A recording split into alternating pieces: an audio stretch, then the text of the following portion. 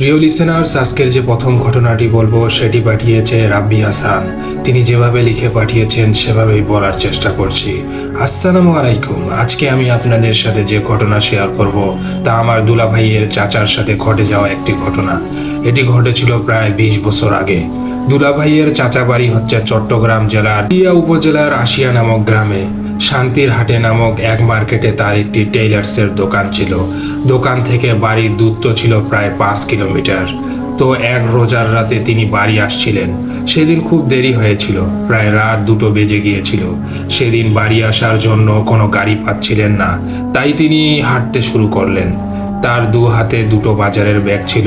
তিনি হেঁটে হেঁটে প্রায় 4 কিলোমিটার চলে এসেছিলেন।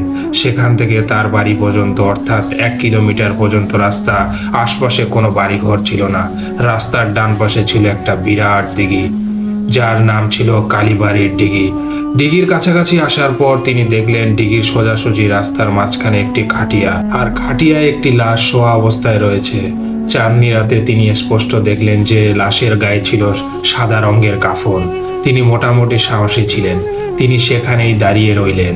2 থেকে 4 মিনিট পর হঠাৎ করে খাটিয়া থেকে লাশটি উঠে বসে পড়ল আর চাচাকে বলল, আমার ওপর দিয়ে যা। চাচা তো কথা শুনে কাঁপতে শুরু করলো। চাচা দোয়া দরুদ পড়তে লাগলেন। তার সামনে যাওয়ার কোনো রাস্তা নেই, পিছনেও এত দূর যাওয়া সম্ভব না। তাই তিনি স্থির করলেন সামনেই যাবেন। তাই তিনি দোয়া পড়তে পড়তে লাশের ওপর দিয়ে লাফিয়ে দৌড় দিলেন। দৌড়াতে দৌড়াতে তিনি বাড়ির সামনের মসজিদের কাছে এসে তিনি হোঁচট খেয়ে পড়ে গেলেন। কোনো একজন মুরব্বী তাহাজ্জুদের নামাজ পড়ার জন্য অজু করছিলেন। শব্দ শুনে তিনি সেখানেই গেলেন। দেখলেন চাচা মাটিতে পড়ে আছে। তার মুখ দিয়ে ফেনা বেরোচ্ছিল আর মুখ থেকে গড় গড় শব্দ বেরোচ্ছিল। চাচার জিনিসগুলো চাচার চারপাশে ছড়ানো ছিটানো অবস্থায় আছে। তিনি চাচাকে নিয়ে মসজিদে ঢুকে গেলেন এবং তারপর ফজরের নামাজ পড়তে আসা লোকদের সহায়তায় চাচাকে বাড়ি পৌঁছে দিলেন। এই ঘটনার পর চাচা 2 বছর মানসিক ভারসাম্যহীন অবস্থায় ছিলেন। ডাক্তার আর হুজুরের চিকিৎসায় তিনি ভালো হলেন। 2 বছর পরেই সবাই এই ঘটনাটি চাচার কাছ থেকে জানতে পারলো। এটাই ছিল চাচার জীবনের সবচেয়ে বড় দুর্ঘটনা। ভালো লাগলে জানাবেন কিন্তু। এই ছিল ঘটনা। প্রিয় লিসেনার্স, এবার আমরা পরের ঘটনায় চলে যাব। ঘটনাটি রংপুর জেলার বদরগঞ্জ উপজেলার একটি প্রত্যন্ত গ্রামাঞ্চলের। সেই গ্রামে রহমত হোসেন নামে একজন ব্যক্তি ছিলেন। তিনি পেশায় একজন কৃষক ছিলেন, কিন্তু অন্যান্য কৃষকদের মতো তার সংসারের অভাব অনটন ছিল না। কেননা তিনি তার বাবার একমাত্র সন্তান ছিলেন, আর তার বাবার রেখে যাওয়া 147 বিঘা জমির একমাত্র ওয়ারিশ ছিলেন তিনি। তাই কোনো দিকেই তার অপূর্ণতা ছিল না। শুধু একটাই অপূর্ণতা ছিল যে তার কোনো সন্তান ছিল না। তবে সন্তান যে ছিল না তা নয়, তার 2টি সন্তান ছিল, কিন্তু 2টি সন্তানেই পুকুরে ডুবে মারা যায়। প্রথম সন্তানটি 7 বছর বয়সে আর দ্বিতীয় সন্তানটি 12 বছর বয়সে মারা যায়। কিন্তু অবাক করা বিষয় এই যে রহমত চাচার 2 সন্তানই সাঁতার জানতো। তাহলে প্রশ্ন হচ্ছে, পুকুরে ডুবে মারা গেল কিভাবে? আর আজকে ঘটনাটি সেই পুকুরকে নিয়েই। যাই হোক, এবার ঘটনায় আসি। রহমত চাচার বাড়ি পূর্ব দিকে আনুমানিক 40 থেকে 50 ফিট দূরত্বে এই পুকুরটির অবস্থান ছিল, যেটি 1987 সালে দিকে খনন করা হয়। আর এই পুকুরটির আয়তন ছিল 2.5 থেকে 3 বিঘার মতো। এমনকি গভীরতা ছিল 20 থেকে 25 ফিটের মতো। এই পুকুরের চারদিকে বাঁশঝাড় থাকায় পুকুরের কিছু অংশে বাঁশ হেলে পড়েছে, আর এখানে বাঁশসহ ছোট বড় অনেক বড় গাছের উপস্থিতি ছিল। দিনের বেলাতেও পুকুরের চারপাশটা নীরবতা আচ্ছন্ন থাকতো। এখন রহমত চাচা বেঁচে নেই, মারা গেছেন 3 বছর আগে। তার স্ত্রী আমেনা চাচির কাছে জানা যায়, যখন গভীর রাতে তিনি বাথরুমে যেতেন তখন প্রায় সময় দেখতেন পুকুর পাড়ের পাশ দিয়ে কেউ হাঁটাহাঁটি করছে। তার মাঝরাতে অনেক আর্তনাদের শব্দ শুনতে পেতেন। একদিন রহমত চাচা স্বপ্নে দেখলেন কেউ একজন তাকে বলছে, আমার জায়গা আমাকে ফিরিয়ে দে, না হলে তোর বংশ এই পুকুরেই শেষ করব। পরে রহমত চাচা এই কথাটাকে আর পাত্তা দেননি, কিন্তু তার 2 সন্তানের মৃত্যুর পর অনেক দুশ্চিন্তায় পড়ে যান। তারপর চাচিকে সব কিছু খুলে বলেন আর বাড়িতে হুজুর ডাকেন। হুজুর সাহেব বাড়িতে এসে বললেন, রহমত মিয়া, তোমার পুকুরটি মাটি দিয়ে ভরাট করো, না হলে আরো ক্ষতি হতে পারে। তিনি আরো বলেন, তোমার এই পুকুরে মৃত মানুষের লাশ দাফন করা ছিল, আর পুকুর কাটায় এই সমস্যাগুলো হচ্ছে। পরে আরো জানা যায় ব্রিটিশ আমলের এখানে শ্মশান ছিল, আর শ্মশানে মানুষ পোড়ানোর পর মানুষের দেহর অবশেষ অংশ মাটি দিয়ে পুঁতে রাখা হতো। এই ছিল ঘটনা। আর ঘটনাটি আমাদের পাঠিয়েছেন রবিন হোসেন। প্রিয় লিসেনার্স, এবার আমরা পরের ঘটনায় চলে যাচ্ছি। সালটা ছিল 2012। বন্ধু বান্ধবদের সাথে আড্ডা দিয়ে সারাদিন পার করেছি। ভেবেছিলাম বাসায় ফিরে একটু রেস্ট নেব, কিন্তু বাসায় ফিরে দেখি পুরো এলাকার কারেন্ট আছে, আমাদের বাড়িতে আলো জ্বলছে না। কাহিনী কি বুঝলাম না। আম্মা শুরু করলেন বকাবকি। বিদ্যুৎ বিল দিতে বলেছিলেন, বেমালুম ভুলে গেছি, তাই বিদ্যুতের লাইন দিয়েছে কেটে। বোকার থেকে বাঁচার জন্য এসে মাথা মুড়ি দিয়ে শুয়ে পড়লাম। এই সমস্যার মধ্যে আবার আবির এলো দেখা করতে। নিশ্চয়ই কোনো ঝামেলায় পড়েছে সে।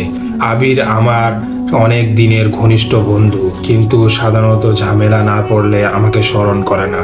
নিশ্চয়ই ঝামেলায় পড়ছিস? জিজ্ঞেস করলাম আমি। দুজনে বসে আছি আমার রুমে। আম্মা একটা মোমবাতি ধরিয়ে দিয়ে গেছেন। আবিরকে দেখে বকাবকি বন্ধ করেছেন। আবির ওপর নিচে মাথা ঝাঁকালো। এমন গোমরা মুখে বসে না থেকে কি হয়েছে বলে দে, বিদায় হোক তাড়াতাড়ি। আমি এমনিতেই খুব টায়ার্ড। আমার একটা কাজ করে দিবি দোস্ত। তোর আবার কি কাজ? কাজটা খুব গোপনীয়। আবির গলা নামিয়ে আনলো। বেটা উজবুক, কি হয়েছে খুলে বল তাড়াতাড়ি, আমি বললাম তাকে। এখানে কেউ আমাদের কথা শুনছে না। তুই তো জানিস আমি রিয়া নামের একটা মেয়ের সাথে নিয়মিত মোবাইলে কথা বলি। নিয়মিত না, বল অতিরিক্ত কথা বলিস। আমি শুনেছি বাড়ি থেকে ফ্লাক্সিলোডের টাকা দেয় না বলে তুই নাকি ফ্লাক্সিলোডের করার জন্য গ্রাফিক্স কার্ড, স্পিকার সব বেচা ধরেছিস। কি করব বল, মেয়েটা সবসময় ফোন দেয়, আমারও তো মাঝে মাঝে দেওয়া লাগে। এখন সমস্যা কি? সমস্যা হলো সম্পর্ক অনেক দূর গড়িয়েছে। এখন মেয়েটা আমার সাথে দেখা করতে চায়। কাল শাহবাগের জাদুঘরের সামনে আমার জন্য অপেক্ষা করবে বলেছে। তো কর গিয়ে দেখা, আমার কি এখানে? তো সমস্যা রে, আমার ভয় করছে। তাহলে না করে দে। সম্ভব না, কথা দিয়ে ফেলেছি। এখন কি করতে চাস? কাল সারাদিন আমি মোবাইল অফ রাখবো। তুই মেয়েটার সাথে দেখা করবি। দেখা করে ওকে বলবি আমি অসুস্থ, আসতে পারছি না, তাই তোকে পাঠিয়েছি। এই কথা তুই ফোন করেই বলে দিতে পারিস। পারি, কিন্তু আমার অন্য একটা উদ্দেশ্য আছে। কি উদ্দেশ্য? তুই দেখে আয় মেয়েটা কেমন দেখতে, মানে সুন্দরী কিনা। গলার আওয়াজ শুনলে তো ফিদা হয়ে যাই। দেখতে কেমন জানি না। ও ব্যাপার এই, দেখি মেয়েটা সুন্দর না কেমন। তাহলে কি আর প্রেম করবি না? সেটা পরে দেখা যাবে। আগে বল যাবি কি না। ওকে ডান, আমি যাব। থ্যাংক ইউ দোস্ত। বলে চিনবো কি করে? রিয়া বলেছে লাল ড্রেস পরে আসবে। আমার নীল শার্ট আর ক্যাপ পরার কথা ছিল। কথা আছে বন্ধু। আবির চলে যেতে আমার মাথায় একটা শয়তানি বুদ্ধি এলো। আবিরের নীল শার্ট পরে যাবার কথা। এ কাজ করি না হয় আমি নীল শার্ট পরে যাই, মেয়েটা ভাববে আমি আবির। পরে যখন বলবো আবির অসুস্থ, আসতে পারবে না, মেয়েটা কনফিউজ হয়ে যাবে, বেশ মজা করা যাবে। এদিকে আবির চলে যেতেই আম্মা আবার চালু করেছে বোকার মেশিন। আমি আবার কাঁথা মুড়ি দিলাম। আবির বলেছিল 3টা বাজে দেখা করার জন্য, 3:30 বেজে গেছে, মেয়েটির আসার কোনো নাম নেই। ভীষণ রাগ লাগছে। ফিরে গিয়ে যদি আবিরকে একটা আছাড় না দিয়েছি। এই আবির, ডাকটা এলো পিছন থেকে। কোনো মেয়ের কণ্ঠ এত মধুর হতে পারে তা আমার ধারণা করা ছিল না। আস্তে আস্তে ঘাড় ঘোরালাম। মেয়েটিকে দেখে যেন একটা শক খেলাম। মাই গড, এত সুন্দর! লাল রঙের সালোয়ার কামিজ, লাল ওড়না, কপালে লাল টিপ, ঠোঁটে লাল লিপস্টিক, দুধে আলতা গায়ের রং। চেহারাটা যেন বিধাতা নিজ হাতে গড়েছেন। এত সুন্দরী মেয়ে লাইফে আগে কখনো দেখেছি বলে মনে হয় না। জি, আমাকে বলছেন? হ্যাঁ, তুমি তো আবির, তাই না? আমি নিমিষেই ভুলে গেলাম সবকিছু। এই মুহূর্তে সামনে দাঁড়িয়ে থাকা মেয়েটি ছাড়া জগতের সবকিছু মিথ্য বলে মনে হচ্ছে। আমি বিশ্বাসঘাতকতা করলাম আমার এতদিনের বন্ধুর সাথে। অস্ফুট কণ্ঠে বলে উঠলাম, হ্যাঁ আমি আবির। মেয়েটি হাসলো। আমি রিয়া। আমি একটা ঢোক গিললাম, গলা শুকিয়ে কাঠ হয়ে গেছে। রিয়া হাত বাড়িয়ে আমার হাত ধরলো, আর একটা শক খেলাম যেন। আমার হাঁটু কাঁপছে, ঘামতে শুরু করেছি। কি ব্যাপার আবির, তোমাকে অসুস্থ মনে হচ্ছে? না, আমি ঠিক আছি। নিজের গলা শুনে নিজেই অবাক হলাম। গলা ভাঙলো কখন? তোমার নম্বর অফ কেন? সেই কখন থেকে ট্রাই করছি। মোবাইলটা না গতকাল চুরি হয়ে গেছে, আজ নতুন একটা সিম কিনেছি। জানি না আমি এত মিথ্যে বলার শক্তি কোথায় পাচ্ছি। ও তাই, তাহলে নতুন নাম্বারটা দাও। আমি নাম্বার বললাম, রিয়া সেভ করে নিল। মোবাইল দেখে অবাক হলাম। আইফোন এটা, মনে হচ্ছে খুব বড় লোকের মেয়ে। এখন থেকে এই নম্বরে কল দিও, আমিও এই নম্বরে যোগাযোগ করব। আচ্ছা ঠিক আছে। রিয়া লক্ষ্মী মেয়ের মতো মাথা ঝাঁকালো। বাস, হয়ে গেল। রিয়া এখন থেকে আমার। আবিরকে কি বলে ম্যানেজ করব তা মনে মনে ঠিক করে নিলাম। ওকে গিয়ে বলবো মেয়েটা দেখতে মোটেও ভালো ছিল না, গায়ের রং খুব খারাপ ছিল এবং কালো দেখতে। এই মেয়েটাকে বিয়ে করলে সারা জীবন তোকে নিয়ে আমরা সবাই হাসি ঠাট্টা করব। এই মেয়ের কাছ থেকে বাঁচতে হলে তাড়াতাড়ি সিম পাল্টা, নতুন নাম্বার নে। আমি জানি আবির আমার কথা শুনবে, ও আমাকে খুব বিশ্বাস করে। এই কি ভাবছো? ভাবছি আমার ভাগ্যটা কত ভালো, তুমি কত সুন্দর। রিয়া লাজুক ভঙ্গিতে হাসলো। আমাকে তোমার পছন্দ হয়েছে, খুব পছন্দ হয়েছে। তোমাকেও আমার ভালো লেগেছে, তুমিও স্মার্ট, লম্বা, হ্যান্ডসাম। আমি একটু হাসলাম। বড় বাচ্চা বেঁচে গেছি। আবির আর আমি দেখতে প্রায় একই রকম। আবির যদি ওর শারীরিক বর্ণনা দিয়ে থাকে তবে তা আমার সাথে মিলে গেছে। চলো না একটু টিএসসির দিকে যাই। রিয়া আমার হাত ধরে টানলো। আমি মন্ত্রমুগ্ধের মতো এগিয়ে চললাম। এক মুহূর্তের জন্য মেয়েটার মুখ থেকে দৃষ্টি সরাতে পারছি না। কত সুন্দর। আবিরের মতো বোকা শোকা ছেলের জন্য এই মেয়ে না। রিয়া শুধু আমার। রিয়ার জন্য শুধু আবির কেন, আমি সারা পৃথিবীর সাথে বিশ্বাসঘাতকতা করতে পারি। আজকের দিনটা আমি কখনো ভুলতে পারবো না। দুজনে কত গল্প করলাম, সারাটিক্ষণ হাত ধরে বসে থাকলাম। সময় কিভাবে কেটে গেল জানি না। সন্ধ্যা হয়ে এলো। রিয়া বলল, চলো ফেরা যাক এখনই। আর কিছুক্ষণ থাকো প্লিজ। আমার কণ্ঠে আকুতি। ইস কত শখ। আমার কাজ আছে, কিভাবে যাবে? আমার গাড়ি আছে, তোমাকে বাড়িতে নামিয়ে দিয়ে তারপর বাসায় ফিরবো। আমি প্রমোদ গুনলাম, আবির কখনো ফোনে নিজের বাড়ির ঠিকানা বলেনি তো? তাহলে তো সর্বনাশ। রিয়া ফোন করায় 5 মিনিটের মধ্যে ড্রাইভার গাড়ি নিয়ে আসলো, BMW। আমরা গাড়িতে উঠলাম। ড্রাইভার গাড়ি ছাড়লো। ড্রাইভার একটা প্যাকেটে এগিয়ে দিয়ে বলল, ম্যাডাম স্যান্ডউইচ আনতে বলেছিলেন না, এই নিন। রিয়া প্যাকেট থেকে 2টো স্যান্ডউইচ বের করলো। নেও স্যান্ডউইচ খাও। আমি নিলাম। খেতে থাকলাম। দুজনে ব্যাক সিটে গা ঘেঁষাঘেঁষি করে বসেছি। রিয়ার শরীর থেকে দামি পারফিউমের গন্ধ আসছে। রেশম কালো চুলগুলো বাতাসে উড়ে এসে আমার নাকে মুখে লাগছে। আমার নেশা ধরে গেল। রিয়ার চুলে মুগ্ধ গুজে দিলাম। অবশেষে জুটিয়ে আসছে চোখ। আমিও ঘুমিয়ে পড়লাম। ঘুমের মধ্যে সুন্দর একটা স্বপ্ন দেখেছি। একটা নদীর পাশে আমি আর রিয়া হাত ধরে হাঁটছি। রিয়া হঠাৎ থামলো। নদীর পানি 2 হাতে তুলে আমার মুখে ছুঁড়ে মারলো। মুখের পানি ছোঁয়া লাগতেই ঘুম ভেঙে গেল। আমি ধড়মড় করে উঠে বসলাম। ঠিক বুঝতে পারলাম না কোথায় আছি। কেমন যেন আবছা অন্ধকার চারদিকে। রিয়াকে ডাকার চেষ্টা করলাম। অর্থহীন একটা শব্দ বের হলো মুখ থেকে। কি ব্যাপার? কথা বলতে পারছি না কেন? খেয়াল হলো মুখের ওপর কিছু একটা আটকে আছে। ট্যাপ করে নাকি? নড়াচড়ার করার জন্য চেষ্টা করে বুঝলাম হাত পা বাঁধা আছে। ঘটনা কি? মশাইয়ের ঘুম ভাঙলো তাহলে। রিয়ার কণ্ঠ। রিয়া কোথায়? আমি চোখ মিট মিট করে দেখার চেষ্টা করলাম। বুঝতে পারলাম আমি একটা চেয়ারের সাথে বাঁধা আছি। এটা একটা বদ্ধ রুম। কম পাওয়ারের একটা বাল্ব জ্বলছে। রিয়া বসে আছে সামনেই, মুখে হাসি। সেই হাসিতে কি যেন একটা আছে, অশুভ কিছু। তারপর আবির। কেমন লাগছে এখন? আমার মুখ টেপ দিয়ে আটকানো। কিছু বলার উপায় নেই। বুঝতে পারছি না কি হচ্ছে এখানে। আমরা এখন কোথায় আছি? জান আবির। রিয়ার কণ্ঠে রহস্য রহস্য ভাব।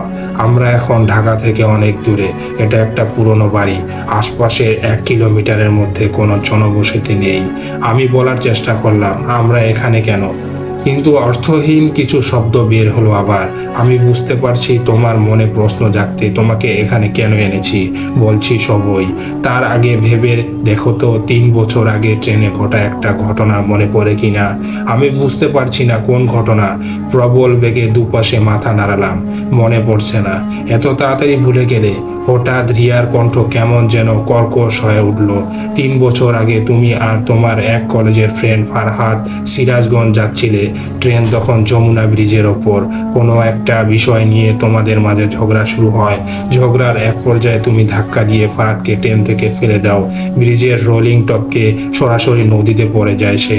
ফারাদ সাঁতার জানতো না, ডুবে মৃত্যু হলো তার। আর তুমি ভিড়ের মধ্যে লুকিয়ে পড়লে। যারা যারা এই ঘটনা দেখেছে তারা কেউই তোমার হদিস দিতে পারলো না। এই পর্যন্ত বলে একটু দম নিল রিয়া, তারপর আবার শুরু করলো। ফারাদ বাসায় বলেছিল তার এক কলেজ ফ্রেন্ডের সাথে বেড়াতে যাচ্ছে। ফ্রেন্ডের নাম বলেনি, তাই তোমাকে ট্রেস করা গেল না। এই ফারাদ আমার কে ছিল জানো? আমি দেখলাম রিয়ার দু চোখ বেয়ে অবিরাম অশ্রু ঝরছে। বাল্বের অল্প আলোতেও দুটি গালে অশ্রুধারা চিকচিক করছে। ফারাদ আমার বড় ভাই, তুমি আমার ভাইয়ের খুনি। আমার ইচ্ছে হলো চিৎকার করে বলি আমি আবির নই, আমি আশরাফ, কিন্তু আমি নিরুপায়। ভাবছো এতদিন পর কিভাবে তোমাকে খুঁজে পেলাম? সত্য কখনো চাপা থাকে না আবির। 2 মাস আগে ভাইয়ার একটা পুরনো বই ঘাঁটতে ঘাঁটতে একটা কাগজ পেলাম। তাতে সিরাজগঞ্জে যাওয়ার সময় যা যা নিয়ে যাব তাতে একটা লিস্ট ছিল। সেই লিস্টে লেখা ছিল আবিরকে বলো ওর ক্যামেরাটা সাথে নিতে। সেখান থেকে বুঝলাম তুমি ভাইয়ার সাথে ছিলে। এরপর আমার পরিচিত ভাইয়ার কিছু কলেজ ফ্রেন্ডকে ধরলাম, তাদের কাছে থেকেই তোমার নাম্বারটা পেলাম। বাস বাকিটুকু তো তোমারে জানাইলাম। আমি অবাক হয়ে গেলাম। আবির এমন একটা কাজ করেছে, রিয়ার কষ্টটা আমি অনুভব করতে পারছি, কিন্তু ওকে কিভাবে বুঝাবো আমি আবির নই, আমি আশরাফ। আমার মুখ তো টেপ দিয়ে আটকানো। বন্ধুর সাথে বিশ্বাসঘাতকতার পরিমাণ যে এত ভয়াবহ হবে ভাবতে পারিনি বা চিন্তাও করিনি। রিয়া বলে চলেছে তোমাকে কেন এখানে এনেছি জানো? আমি জানি আইনের মাধ্যমে তোমাকে কোনো শাস্তি দেওয়া সম্ভব নয়, তাই ভাবলাম নিজেই শাস্তি দেব। তুমি খুব বোকা। 2 দিন ফোন করতেই আমার প্রেমে পড়ে গেলে, দেখা করার পরে পাগল হয়ে গেলে। স্যান্ডউইচে ঘুমের ওষুধ মেশানো ছিল, খেয়ে ঘুমিয়ে পড়লে টানা 3 ঘন্টা গাড়ি চালিয়ে এত দূর চলে এসেছি, তুমি টেরও পাওনি। মনে মনে নিজেকে গালি দিলাম, এতটা বেকুব আমি হলাম কি করে? আমার ইচ্ছা ছিল তোমাকে মেরে ফেলবো, খুনের বদলে খুন, ঠান্ডা গলায় বলল রিয়া। কিন্তু শেষ মুহূর্তে এসে আমি আর নিজেকে শক্ত রাখতে পারছি না।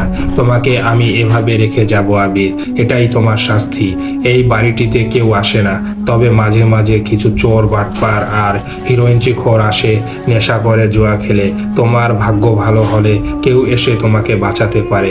তোমার পরিণতি আমি তোমার ভাগ্যের ওপর ছেড়ে দিলাম। আমি প্রবল রেগে হাত পা ছড়াছড়ি করতে চেষ্টা করলাম, কিন্তু বাঁধনগুলো তাতে আরো শক্তভাবে এঁটে বসলো। রিয়া লাইট নিভিয়ে দিল, রুম থেকে বেরিয়ে গেল। বাইরে বোধহয় গাড়ি দাঁড় করানো ছিল। সার্ট করে আওয়াজ হলো। অসহায় আমি একা বসে রইলাম, বাঘ রুদ্ধের মতো বদ্ধ রুমের ভেতর। সমস্ত শক্তি এক করে বলতে চেষ্টা করলাম আমি নির্দোষ। নিজের কারণে কথাটা যেন শোনালো আমি বিশ্বাসঘাতক। এই ছিল ঘটনা। প্রিয় লিসেনার্স, এই ঘটনাটি পাঠিয়েছিলেন রংপুর জেলা থেকে, তার নাম সুজন। প্রিয় লিসেনার্স, এবার আমরা পরের ঘটনায় চলে যাচ্ছি। সকালবেলায় ঘুম থেকে উঠে রওনা হলাম পঞ্চাদাস এলাকায়। কারণটা ছিল ভয়াবহ। একজনকে ওখানে মার্ডার করা হয়েছে। লাশ নিতর দেহ পড়ে আছে ধান খেতে। মর্মান্তিক ব্যাপার হলো লাশটির মাথা নেই, বিচ্ছিন্ন দেহ। পুলিশের একটি দল গিয়ে লাশটি মর্গে পাঠানোর কাজ করছে। আমি পাশে গিয়ে বেশ কয়েকটা ছবি তুলে নিলাম। ব্যাপারটা খুব সেন্সিটিভ, লাশটিকে কেউ চিনতে পারছে না। আরো ভয়াবহ বিষয় হলো মাথাটা কোনো অস্ত্র দিয়ে কাটা হয় না এমন দেখায়। দেখে বোঝাই যাচ্ছে যে 2 জন মানুষ দুদিক থেকে জোরে টান দিয়ে মাথা ছিঁড়ে নিয়েছে, শ্বাসনালী ছিঁড়ে টান দেওয়ার মতো। লাশটিকে বড় নখ দিয়ে আঁচড় দেওয়ার দাগ। তাহলে কি মানুষের পক্ষেই এমন কাজ করা সম্ভব না? মাথা যেন কাজ করছে না আমার। উফ বলে চিৎকার দিয়ে উঠলাম। ঘটনাটি বন্ধু শিহাবের এলাকায় হওয়ায় ওকে জিজ্ঞেস করলাম এমন হওয়ার কারণ কি, রহস্যটা বাকি। শিহাব যেন আকাশ থেকে একটি বিক্ষিপ্ত উল্কাপিণ্ডের ন্যায় সজোরে পৃথিবীতে আশ্রে পড়ার মতো অবাক হলো। সে নিশ্চুপ। অনেক জোরাজুরির পর বলল, রাতে পঞ্চাদাস এলাকায় সন্ধ্যার পর রাস্তার ধারে সেই ধান ক্ষেতের এলাকায় যায় না কেউ। এর আগেও নাকি একজনের সেম জায়গায় লাশ পাওয়া গিয়েছিল, তার অবস্থাও সেম। সবচেয়ে বড় কথা, এখনকার লোকও জানে এরকম ঘটনা, কিন্তু কেউ বলতে চায় না এই ঘটনার কথা। এখানে নাকি অশরীরদের আত্মা ঘোরাফেরা করে। আমি হাসতে হাসতে লুতুপুতু হয়ে গেলাম এবং বিজ্ঞান প্রযুক্তির যুগে মুখে এমন কথা।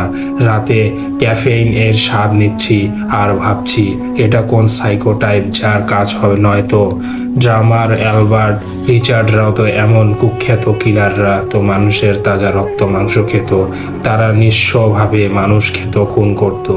আজব চিন্তাধারার কাজ করছে মাথায়, শুধু ওই মার্ডারের আর রাতের ভয়ানক অবস্থার অনুসন্ধানী লাগাতে শুরু করলাম। নিজের ভিডিও ক্যামেরা নিয়ে আব্বুর অমতেই রাতে বাসা থেকে বের হলাম। দুর্ঘটনাস্থল আমার বাসা থেকে 25 কিলোমিটার দূরে, তাই জিপ গাড়ি ফুল স্পিডে চালিয়ে আসছি। তারপরে যেন রাস্তা ফুরাচ্ছে না। গাড়িতে তখন রাত 11টা পার। হঠাৎ নিজের ঘাড়ের ওপর শীতল একটি অনুভব করলাম। না, ওজনটা বেশি মনে হচ্ছে, কিন্তু এলো কি করে? জিপ গাড়ি আর সামনের দিকে এগোচ্ছে না কেন? আমি স্টার্ট দিচ্ছি পুনরায়, তারপরও যাচ্ছে না। ডিসেম্বর মাসের ঠান্ডাতেও আমি ভয়ে ঘামছি, কিন্তু এরপরে ঘটলো এক ঘটনা। আমি লক্ষ্য করলাম আমার গাড়ির 20 পা সামনে একটি লাশের খাটিয়া এবং একটি লাশ। আমি গাড়ি থেকে নেমে লাশটির কাছে যেতে লাগলাম। গিয়ে দেখলাম লাশটি সাদা কাপড় দিয়ে ঢাকা। লাশের গায়ের কাপড়ে অনেক রক্ত ছড়িয়ে আছে। কি বিভৎস! আমার গায়ে কাটা দিয়ে ওঠে। আমি ভাবলাম এত রাতে লাশ রেখে গেল কে? চারদিকে তখন শুনশান, কেউ নেই, কোথাও নেই। ভাবলাম লাশটি এলো কোত্থেকে? কি জানি মনে করতে পিছনে লাশটির দিকে দেখতেই দেখি লাশটি নেই। আমি অনেকটা ভয় পেয়ে যাই। গাছের ওপর কে যেন এক গাছ থেকে অন্য গাছ দিয়ে লাফ দিচ্ছে, লম্বা পা এবং দেখতে অনেকটা কালো অবয়বের মতো। সে আমার সামনে এসে দাঁড়ায়। কি বিভৎস তার চেহারা! চোখ দিয়ে লাল রক্ত ঝরছে, জিহ্বাটা অনেক লম্বা। তা দেখে আমি আমার হাত পা নড়াতে পারছি না, সব হিম হয়ে গেছে। ভাবলাম আজ আর বাঁচব না। নিজের কেমন জানি মাথা চক্কর দিচ্ছে। না, আমি কি সত্যিই অসম্ভব কিছু দেখছি? হঠাৎ আচমকা ধান ক্ষেতের মাঝখানে আগুন জ্বলতে উঠতে দেখলাম, একদম জ্বলন্ত শিখা। নিজেকে সামলাতে না পেরে আমি এবার সেন্সলেস হয়ে গেলাম। হুঁশ ফিরার পর দেখি আমি মসজিদের ভিতর, মুসল্লিরা আমাকে ঘিরে আছে। পরে শুনি ফজরের নামাজ পড়ার জন্য নামাজিরা মসজিদে আসছিল। প্রতিমধ্যে আমাকে অচেতন অবস্থায় ধান খেতে পড়ে থাকতে দেখা যায়। সেদিন বেঁচেছিলাম, সেদিন ফজরের আজান সে সময় হচ্ছিল বলে, তাই আমার বাঁচা। এই ঘটনার পর আব্বু অনেক বকাবকি দিয়েছিল আমায়। সেই দিন থেকে আমি আর গাড়ি নিয়ে কোনোদিন রাতে বের হইনি। এই ছিল ঘটনা। আর এই ঘটনাটি পাঠিয়েছিলেন বলবীর নামের একজন ব্যক্তি। প্রিয় লিসেনার্স, এবার আমরা পরের ঘটনায় চলে যাচ্ছি। ঘটনাটি ঘটে 2 বছর আগে। বন্ধুর মামা, নাম ছিল শৌখিন।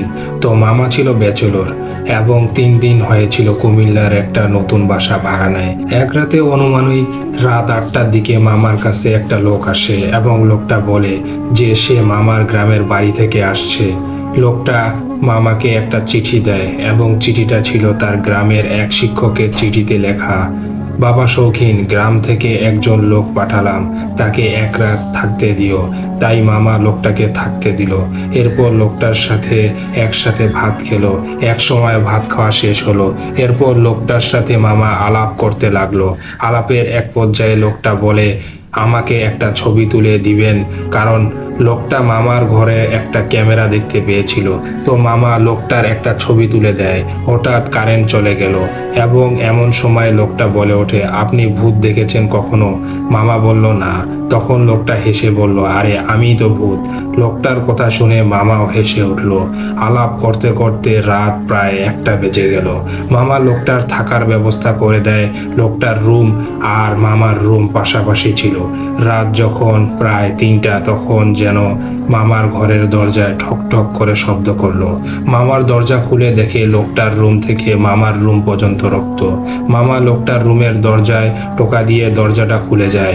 মামা দেখে যে সেই লোকটার কাটা মাথা দরজার সামনে এবং লোকটার বডি বিছানায় ছটপট করছে। মামা তখনও বিশ্বাস হয়নি যে এইটা একটা ভৌতিক ব্যাপার। মামা সত্যি ভেবেছিল যে লোকটাকে কেউ মার্ডার করেছে। মামা ভয়ে চিৎকার দিয়ে দরজা খুলে বাইরে যেতে চায়, কিন্তু খেয়াল করে যে দরজা বাহির থেকে বন্ধ। ঠিক তখনই মামা দেখে যে কাটা মাথাটা টেবিলের ওপর। এইটা দেখেই মামা সেন্সলেস হয়ে যায়। এরপরের ঘটনাগুলো, মামা সকালে উঠে রুমের কোনো লাশ এবং সেই চিঠিটা পায় না। কিন্তু দেওয়ালে লেখা দেখতে পায় দ্রুত বাসাটা ছাড়। রাতে লোকটায় যেসব খাবার খেয়েছিল তার সবই মামা টেবিলে দেখে চমকে ওঠে। মামা বাইরে এসে সবাইকে বলে যে গত রাতে কারেন্ট ছিল না বলে আমার খুব সমস্যা হয়েছে। তখন সবাই বলে গত রাতে তো কারেন্ট ঠিকই ছিল। মামা ঘটনাটা বাড়িওয়ালাকে বললে তিনি বললেন যে 4 বছর আগে দুইজনকে বাসাটা ভাড়া দেয়, কিন্তু এক রাতে একজন আরেকজনকে জবাই করে পালিয়ে যায়। এরপর থেকে সেই রুমটাতে হরর ঘটনা ঘটতে থাকে। এরপর মামা স্টুডিওতে সেই ছবিটা ওয়াশ করতে দেয়। ওয়াশ করার পর দেখে যে ছবিটাকে লোকটাকে দেখা যাচ্ছে না, শুধুমাত্র একটা সাদা ছায়ার মতো কি যেন দেখা যাচ্ছে। সবচেয়ে মজার বিষয় হচ্ছে তখনই আবার একটা লোক এসে মামাকে আগের মতো একটা চিঠি দেয় এবং চিঠিতে সেই মাস্টারের এবং চিঠিতে একই লেখা। লোকটা বলে আমি গতকাল রওনা দেই এবং তোমার বাসায় ঠিকানাটা হারিয়ে ফেলি। অনেক কষ্ট তোমার বাসাটা খুঁজে পাই। এরপর মামা ওই বাসাতে এক মুহূর্ত আর না থেকে বাসাটি চেঞ্জ করে। আশা করি আমার ঘটনাটি আপনাদের ভালো লেগেছে। এই ছিল ঘটনা। প্রিয় লিসেনার্স, এই ঘটনাটি আমাদের পাঠিয়েছিলেন আসিফ নামের একজন ব্যক্তি, যিনি নীলফামারীতে থাকেন।